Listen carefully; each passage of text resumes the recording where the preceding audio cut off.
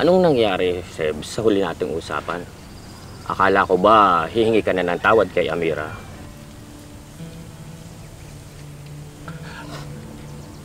Father, ano kung mawala sa akin si Jewel?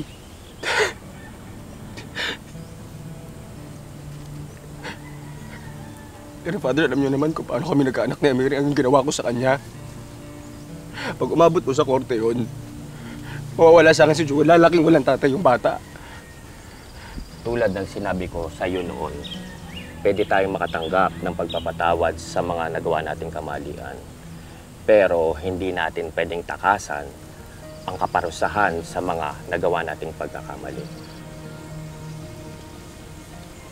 Wala naman yung gagawin ko, Father. Ang alam.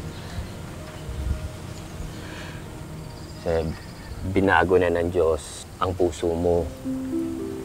Pagpatuloy ka lang sa paggawa ng mabuti at hindi ka niya pababayaan.